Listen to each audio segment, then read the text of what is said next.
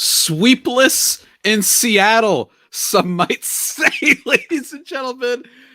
The San Diego Padres lose both games of a 2-game set against the Seattle Mariners, and the Mariners win both, being one of the hottest teams in baseball, and the Padres continuing their loser energy. But don't worry, it's not just me talking today. We got someone else, a happy side of things, dare I say, with Locked On Mariners. It's a crossover. Let's get into it. Ty, are you ready? I am very ready. Let's do it! Let's do it. Let's do it. You are Locked On Padres, your daily San Diego Padres podcast. Part of the Locked On Podcast Network, your team every day.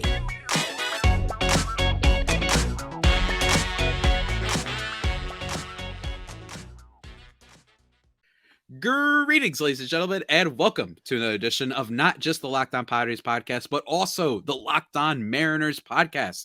I am one of your hosts, Javier Reyes, sometimes occasionally, but certainly not always the most. The host with not always the most. You can find me on Twitter at Javipeno, JAVIIPENO, or at LO_Padres for live updates, usually sad ones over there on the team, and then regular life updates on my own one, because that's what I do out here, and then weird other stuff as well. So check that out. And then, of course, I'm being joined by a man of many talents, a man who is not from my realm. He is the king of Seattle, the Sultan of Seattle is what I should have said. I don't even live in Seattle. You know what I mean, though? Sure. Captain Canada, whatever you want.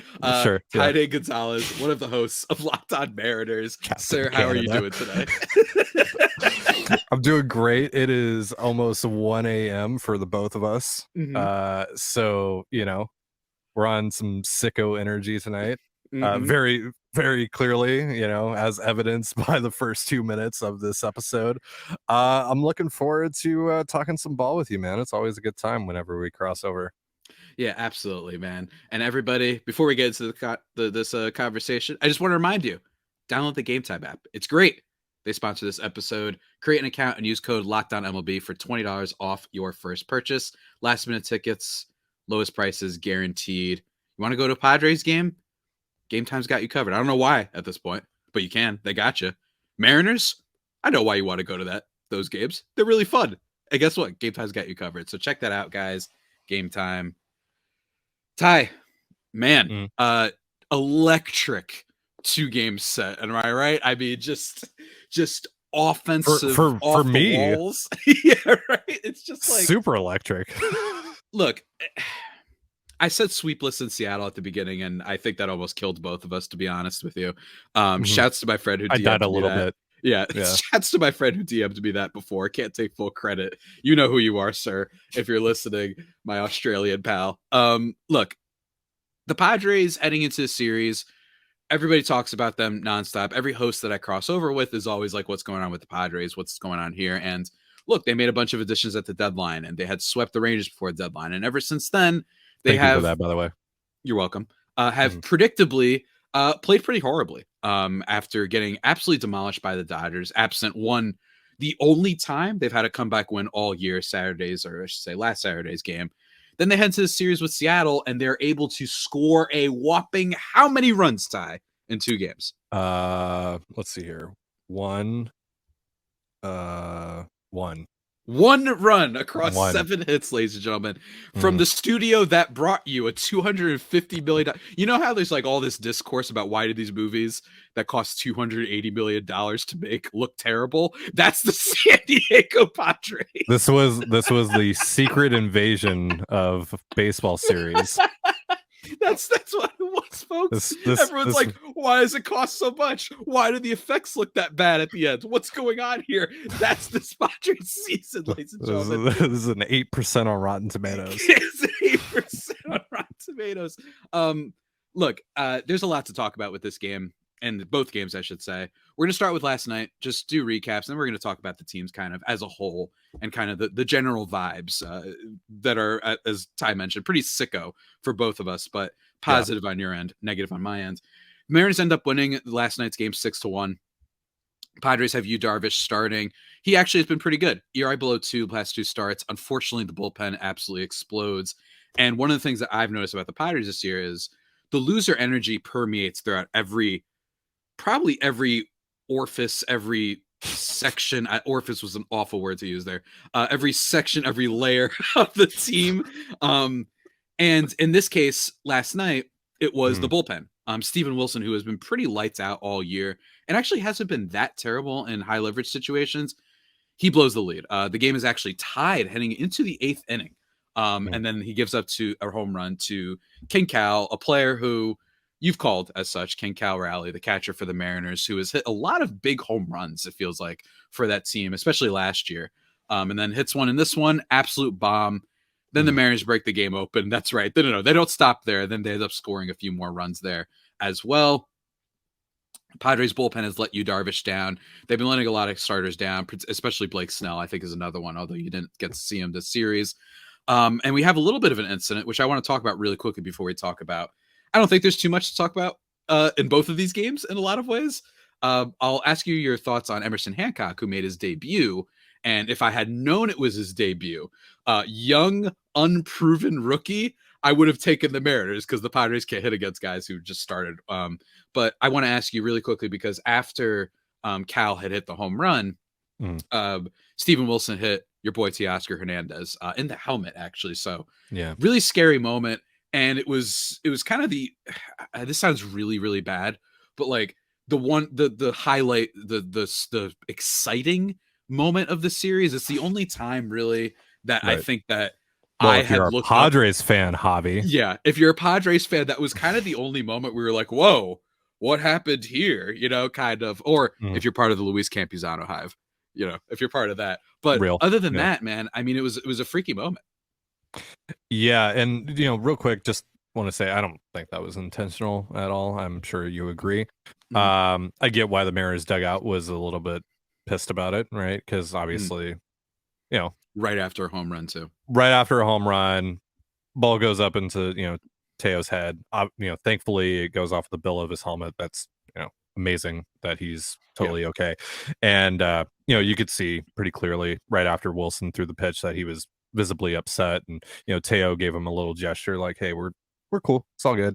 But yeah, I get why Gino and Julio were a bit upset with that. That's just the nature of the heat of the moment and all that stuff. But I'm glad that nothing came of it because the Mariners right now, they're playing their best ball. They can't really afford to have anyone get suspended or hurt in a brawl or any sort of altercation. So while I am team brawl, well, Colby and I are both team brawl over here on the Locked On Mariners podcast. I'm glad that nothing happened tonight. Yeah. And I think that it's important to note, look, as someone who just got mixed reviews on his rant about Joe Kelly recently, like it's probably going to look to a lot of people be a little hypocritical saying, I don't think this was intentional, but I really don't think it was. And the reason why I don't think is, especially under Bob Melvin's managership, the Padres don't get into that nonsense. I don't think they have time for it. I don't think they care for it, quite frankly. I think they're all just like, we have Tatis, and he was a consistent unwritten rule breaker for years and all this stuff. So I think they're just like, you know what? We have too many things to worry about. Like the last thing we need is one of our relievers throwing at a guy, getting other people upset, getting potential suspensions. I just don't think under Melvin that stuff happens, to be quite honest with you. And I know what about Ramon Laureano? Well, that guy charged a whole bench the year after the Astros scandal. I think that's just completely separate. That man was on a mission and no one could stop him, right? But for this game, I don't think it was intentional. It was just a really scary moment. I'm happy Teoscar's okay. I root for that guy for sure, especially with just kind of like I don't know, saw a couple games when he played against the Yankees and they were acting like jerks to him. So I root for that guy. But, the Mariners get the better end of this game. And it's unfortunate. Again, I've said this a lot on my show. The Padres just find a way. Every single time. 1 run over 2 games. We made the secret invasion jokes, the big budget jokes. They find a new way. When the starting pitching's good, the bullpen will blow up, or the offense doesn't show up. And the offense didn't show up in this series.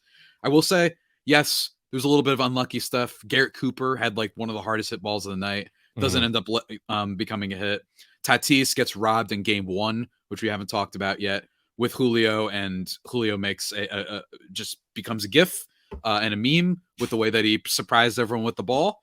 I personally was not surprised because nothing that goes against the Padres will surprise me anymore. But that was a big moment for the first game. So yes, Padres did get a little bit unlucky, but in general, I don't care. I don't care about unluckiness anymore. The amount of times people have asked me, "Oh, well, the run differential, starting pitching ERA, you are leading the league in outs above average." I'm pretty sure they are still.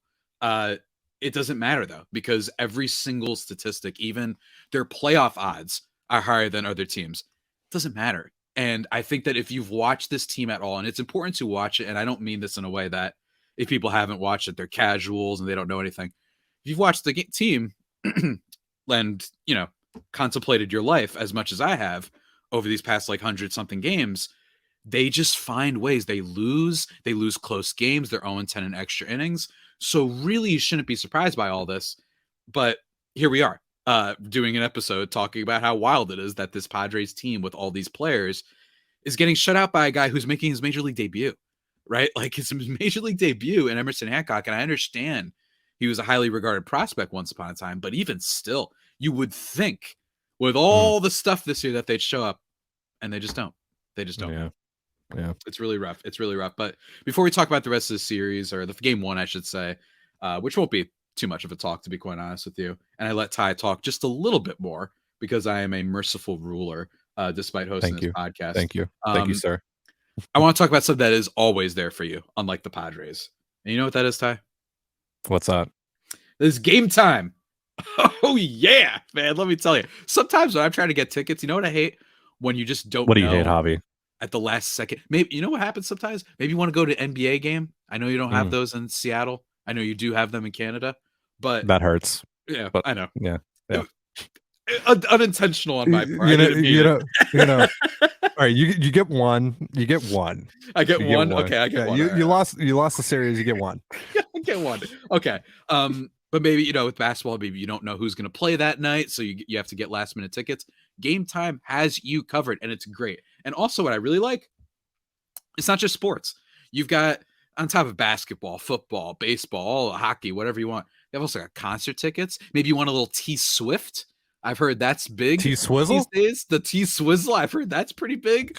Or whoever's playing. I don't know. I'm not a big music person, but they've got that covered. They've got you for playoff games. They've got comedy theater type of tickets. They've got everything for you. So that's what I love about them. Flash deals and last minute tickets. Easy to find and buy tickets for all the events that I just mentioned. You even get images of seat views for all my visual learners out there. Love seeing that. That's really helpful. Lowest price is guaranteed. Event cancellation protection. All sorts of stuff. They really got you covered, guys. So snag the tickets without the stress with Game Time. Download the app, create an account, and use code LOCKEDONMLB for $20 off your first purchase. Terms apply. And again, create an account and redeem code LOCKEDONMLB for $20 off. Download Game Time today. Last minute tickets, lowest prices, guaranteed. Boom! Let's go. And we're back, everybody, here on the Locked On Padres and Locked On Mariners crossover extravaganza. Do me a favor, everybody. Go check us both out on the SiriusXM app. You just type it in and you'll find it. It's pretty easy. So shouts to that. And of course, thank you for making us your first listen every day. Free and available on all platforms, including the aforementioned Sirius. Ty, Javi. let's talk about game one real quick. Another game that I think showcased the Padres losing energy. This time, it wasn't through the bullpen necessarily, because it was actually a bullpen game. Game one on Tuesday. It was expected to be as such, especially with the absence of Joe Musgrove. And hilariously enough, they actually came through. Isn't that unbelievable? Starting with Nick Martinez, who's been just kind of the definition of an average reliever this year. High leverage situations. He's just he's a little mid, but I mean that genuinely in a fun way. He seems to care a lot. He's got the passion and whatnot. He goes 3 innings in this one, gives up 4 hits, only strikes out 1, walks 1, but no runs. He battled. It was really cool. It got scary a little bit early on, but he managed to go there pretty well. I think the changeup saved him a little bit. And then the rest of the game, Scott Barlow comes in. He gives up a run after looking really solid, unfortunately, in his debut for the Padres when he struck out 3 over 1 2/3. Just has given up 3 runs, then 5, then 1. So he's been a disaster as an acquisition, because why not? Ray Kerr comes in, he gives up a run. Suarez and Hader, Mariners legend, that's right. Suarez and Hader come in, they don't give up any runs. And that doesn't sound too bad, especially for a bullpen game. But the problem is, Ty, they managed a donut. That's right. And not the fun kind that you get to eat. You know what I mean? Not those kind. No. Instead, the Padres are unable to do basically anything. Ha-Seong Kim, Xander Bogaerts, and Jake Cronenworth, the only ones with hits in this game. Cronenworth with a double. And here's what I mean. Even when a bullpen game went your way, you can't score. And you get a 4 strikeout golden sombrero performance from the number 1 player, dare I say, in baseball, that you do not expect to get that. I actually literally think that he's the number 1 that is least likely to get this, and that's Juan Soto. 4 strikeout game for him. Again, Padres find different ways to lose, man. What can I say? Yeah, I talked about this on our post-game show last night. Soto in 731 games before today was 732, has been running a career walk rate higher than his career strikeout rate. He had never worn the golden sombrero before in a game until last night. Like, it was pretty insane. And I'll, we got to give a lot of credit here to Logan Gilbert, who was brilliant last night. Quite possibly the best we've ever seen Gilbert in his young major league career. And on top of that, Matt Brash, Andres Munoz, former Padres, of course, Padres legends. Thank you, AJ Preller. Dominated. The 4th strikeout to Soto, the nasty backdoor slider from Munoz, who's been a little shaky as of late, but he looked great in that appearance last night. So hopefully that gets him on a little bit of a roll here.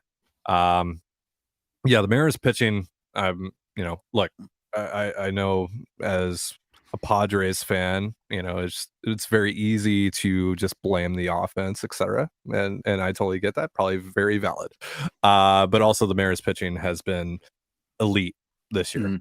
Arguably the best pitching staff in all of baseball. And they attack you in a lot of different ways. And when they're cooking, it's unbeatable stuff. When you got Gilbert throwing the way that he was last night, on top of Brash and Munoz throwing 100 miles per hour and pairing that with wicked sliders too, like, not much you can do about that, even when you have legit superstars in your lineup.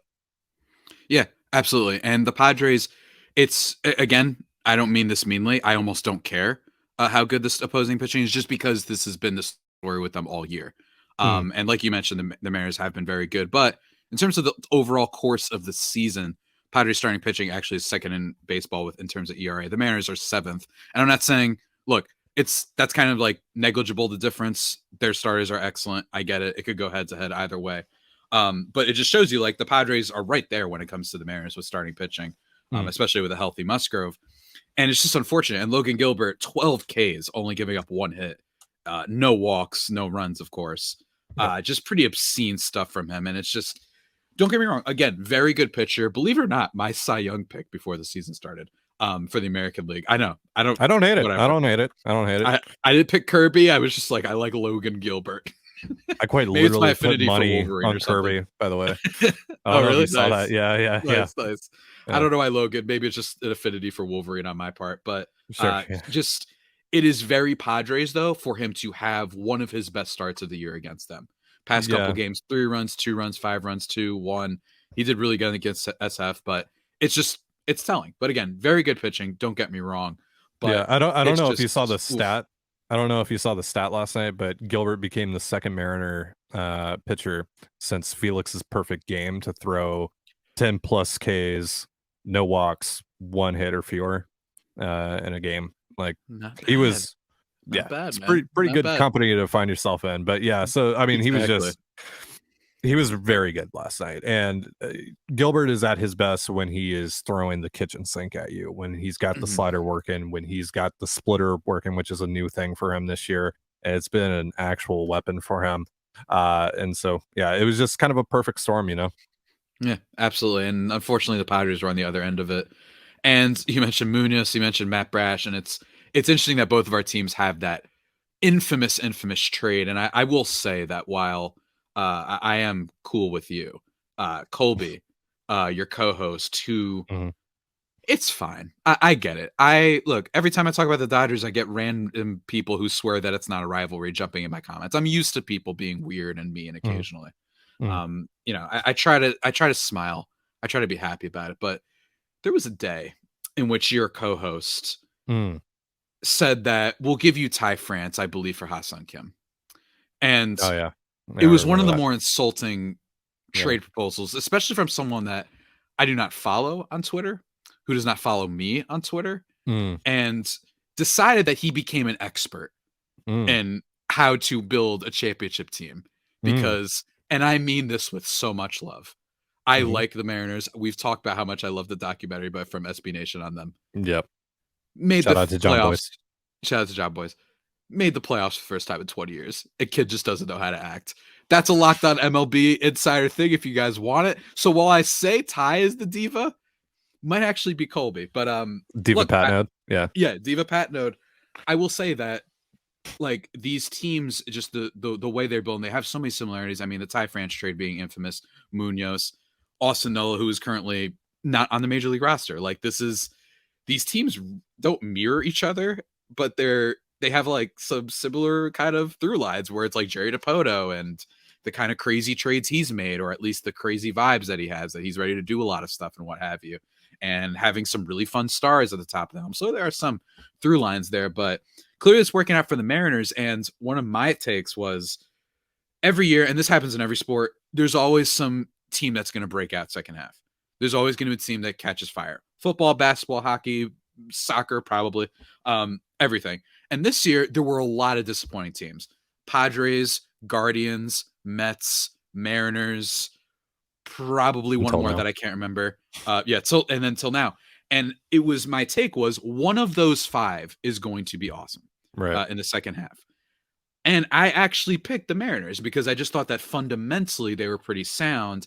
And I thought Teoscar was getting maybe a little bit unlucky. He was hitting the ball better. Julio, just a classic sophomore slump. But I just thought that that team has a nice floor. That was just me. I don't know if I would be right. And it looks like, as of right now, that the Mariners are that team, that they are the team that are going to be the story of the second half. They've won like 80 bajillion games in a row. They made Shohei Ohtani cry. I felt really bad about that. But that's where we're at. Future so, Mariner. Talk about it for a little bit, man. What's going on with the Mariners vibes now that you've slain two really fun teams with a lot of stars with hopes and dreams?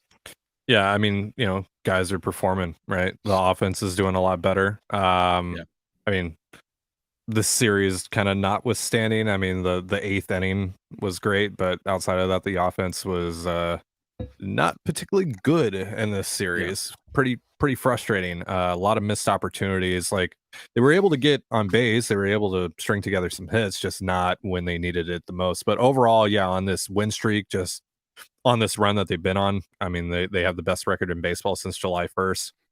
It's really been, getting enough offense. Like, the offense still has issues, but getting enough offense that, complements your pitching, right? Because the pitching is so good. And these, blow-ups with this pitching staff are so very few and far between that most nights, if you score 3 runs, you have a really good shot of winning with this pitching staff. So that's been a big part of it. Cade Marlowe's obviously been kind of a revelation here over the last couple weeks. He obviously had that grand slam against the Angels last Thursday in the 9th inning. And he's put together some really impressive at-bats, including tonight against another lefty, another hit off a lefty. So he's starting to prove himself to maybe be an everyday player for this team right now because of his ability to hit both righties and lefties so far. Obviously, it's still very early on for him, but we'll see once the league really starts to adjust back to him. But so far, so good on that front. Eugenio Suarez obviously is hitting the ball a lot better right now. Julio's starting to hit the ball a little bit better. Ty France isn't as much of a black hole in the lineup as he was in July. He had like a 42 WRC plus or 44 WRC plus, something like that in the month of July. He's been a bit better, had a big hit tonight. So all of that, also Cal Raleigh, who had the go ahead home run tonight has been a lot better since July. Has been really, really good, actually. So, and I'm probably, forgetting a couple guys just off top, just kind of letting it rip right now. But yeah. This team is just kind of clicking on all fronts right now, and the bullpen has really stepped up despite the loss of Paul Sewald. They traded Sewald, they brought in Dom Canzone and Josh Rojas, who haven't really been big pieces of what they're doing so far.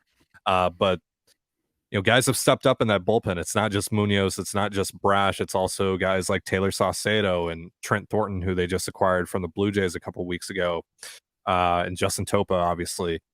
So yeah, again, everything's just kind of working for them right now. I don't know how sustainable that is the rest of the way, but man, it's been a hell of a ride the last few weeks. Yeah, they could be the team, and it's both poetic, it's both equally annoying as it is kind of beautiful that the team that traded away, and I think that's kind of their calling card from this deadline, was them trading away Paul Sewald, and then they caught fire. Meanwhile, every other team that went for stuff like the aforementioned angles, like my Padres, and again, their acquisitions, Barlow has been rough. Rich Hill is old, and I don't think they were expecting to necessarily have to use him, whatever. And Garrett Cooper getting a little bit unlucky, but it's still that's baseball, unfortunately, sometimes. And yeah, like you mentioned, I mean, the guy among players that have actually played a lot of games for the Mariners is JP Crawford with the highest WRC plus at 131. Yeah, I forgot JP. Oh, pretty wild. I feel so bad that I forgot. Wild, I feel so bad that I forgot to mention JP. Yeah, JP's been huge. JP's almost gets thrown out by my boy in the first game, Tatis. But look, Crawford somehow better than literally every single shortstop signed to a big contract the past few years, because baseball is mean in a lot of ways. But Crawford's been great, and I will say, look, like you said with the offense, it's, I guess, getting hot at the right time. And the Padres, believe it or not, while I have been ragging on them, and I ragged on Soto a little bit for the Golden Sombrero, like last month of baseball, they've been 6th in WRC plus as a team. Like, they have bounced back. It's just that in the right circumstances, and I actually think those stats might be inflated with some of their games when they take a big lead early and then you're getting all the bombs later on, right? Like, they love that. They are the best team you will ever watch when you're up by 5. They become absolute planet destroyers, the Monstars from Space Jam, whatever you want to call them. That's what they become. But unfortunately, they couldn't in this series. And yes, don't get me wrong, Mariners pitching is great. I get it. It's just really, really tough when you're in this position where you're now, I'm going to say like 5 games below 500 now. Let's see here. Let me see if I can check that. There are 4 games. I think it's 5. I don't know if my app is updated, but it's hilarious that they're still somehow in wildcard contention. Still right there, because no one in the NL wants the wildcard apparently. But yeah, man, it's really rough. And the only positive thing I think for Padres fans is Tatis has a nice play here, throwing out Gino at second base. Now you got me calling him Gino. At second base, trying to stretch into a double. That was really nice. He makes a weird throw to first that gets away from Cronenworth at one point. I don't care. We're going to pretend it didn't happen. Tatis probably going to win the Gold Glove. The fact that the Padres have, at one point, the 2 best starters in the NL in Musgrove and Snell, they're going to have 2 Gold Glove winners, and they're going to have a guy who, like you mentioned with Soto, everything wants Soto. They're going to have all that stuff. They're going to have a closer with a sub-1 ERA, and they're going to finish 7 games below 500. That's where we're at. That's where we're at, ladies and gentlemen. It's really rough. I don't really know. I just think that if you're a Padres fan, you need to just understand that I really did like their deadline. I thought that their deadline was low risk. I thought they added some really good platoon guys in Choi and Cooper. I thought Barlow was getting a little bit unlucky in Kansas City with Salvador Perez being his catcher, and plus just the expected stats. Maybe I was wrong, but at least if you're a Padres fan, they still have the talent there, and you have to hope that their inability to win close games has been so drastic this year, so poor, that you say maybe it can turn around next year. Because these things tend not to translate year to year, particularly clutch stuff. It just tends not to go that way unless you're Randy Rosarina. Eventually, every player is just gonna kind of regress to the mean, I think. But nonetheless, it's still really frustrating how they've played this year. And the Mariners, maybe they're the 2015 Mets, where they just don't have all that much offense, but then they've got an absolute nightmare 3-headed Hydra in the starting rotation and good bullpen, that if they just score a little bit and they also play some good defense, then maybe they can make a run. We'll have to see how it all pans out, man. Yeah, I hope so too. I would love to cover a deep run into the postseason. That would be a lot of fun. Last year was a hell of a lot of fun, even with the disappointing ALDS. Like, so I'm all about it. Yeah, absolutely, man. We'll see how that all pans out. For Padres fans, again, it's not over yet. I think that this D-back stretch is it. I think this is it. If you play well against them because they are right in front of you for the wild card stuff, then maybe we can talk about it. But I'm not going to lie to you, Ty. I've been watching the team all year. I kind of want them to just rip the Band-Aid off. I just want you to tell me. I want to have a definitive, like, you're dead. You're dead. You're done. Just go play video games instead. Go watch TV instead. I may or may not be doing that anyway when the games are on. But I just think, like, I just want, like, a confirmation that I could be put out of my misery. And I don't know when it's going to happen. Maybe it will never happen. But until then, guys, Ty, give people a little bit of a shout out to what you got going on. If you want to plug anything here for my listeners and what have you. Yeah. So yeah, in terms of plugging stuff, Locked On Mariners, it's on all the podcast platforms, YouTube, et cetera, et cetera, et cetera. Wherever you get Locked On Padres, you can get Locked On Mariners as well. You know the deal with Locked On. Post 5 times a week, sometimes even more if the Mariners, are feeling nice and sexy on the weekend. Might get a win or two, might do a little post-game show or two. Yeah, you can find us on Twitter at LO_Mariners. You can follow me on Twitter at Dane Gonzalez, CaneGNZLZ. And yeah, this for our listeners over on Locked On Mariners that are watching, this is essentially going to be your Thursday show. Colby and I are going to be recording tomorrow, which is Thursday for me. Well, actually, technically, it's Thursday right now. It's 1:26 a.m. But we're going to be recording a little Emerson Hancock recap, Orioles series preview, and we're going to love up on Felix a little bit. It is Felix weekend at the ballpark. He's entering the Mariners Hall of Fame this weekend. So yeah, that's really cool. Yeah, so we're going to be doing that. That's going to get posted on Friday because Colby's. Oh! The mic cut off. The mic cut off, man. Be careful. This has happened now twice for us while we're recording this. It's okay though. I think he's going to be able to land the ship here. Is he ready? Is he back? Let's see. I don't know if he can, but let me tell you guys, go check out Locked On Mariners. It's a great podcast. I really enjoy it. Colby, obviously an enemy of mine. Everyone check that out. In terms of Padres, I've got a crossover with Miller Thomas. Oh, he's back. Okay. Woo. I'm back. All right. Okay. Yeah. I elbowed my audio interface and it clearly like disconnected something. Colby's the enemy of a lot of people, including myself as well. So totally understand on that front. But like I was saying, Colby's going to Felix weekend. So he's not going to be here Friday to record. So that's why we're doing Friday's show tomorrow or today, whatever. Right. And again, this is going to be your Thursday show. So yeah. Awesome. Absolutely. Well done. Way to land the plane, man. And for everybody listening to me. Yeah, I was going to say, Javi, where can we find you? Everyone for me, follow me on Twitter and all that stuff that I mentioned before. Got a crossover with Miller Thomas. We're going to be previewing the D-back series. I was a lot more optimistic on that episode. I feel like I'm holding it together though. I know I'm going to snap at one point. We talked about this before we recorded, and I know that I have some listeners I think that are waiting for when I finally snap. I don't think it's yet. I think it's the D-back series. We preview that. Going to be doing a preview probably for the Orioles next week as well. Probably just going to do a tribute to Ha-Seong Kim being the joy of my life and all sorts of stuff. And then go check out this week's episodes, my rant on Joe Kelly, my talk with Arm Layton about prospects, all sorts of good stuff. So check that out. But Ty, that brings us to the end. Part of the journey is the end, my friend. That's what they say. That's what they say. Everybody, you've been listening to the Locked On Padres and Locked On Mariners podcasts. Until next time, stay safe and of course stay faithful. Not just my Friday Faithful homies, but also my stoic Seattleans, maybe. Seattleites. Seattleites. Yeah. All right. Yeah. Until next time, take care. Peace.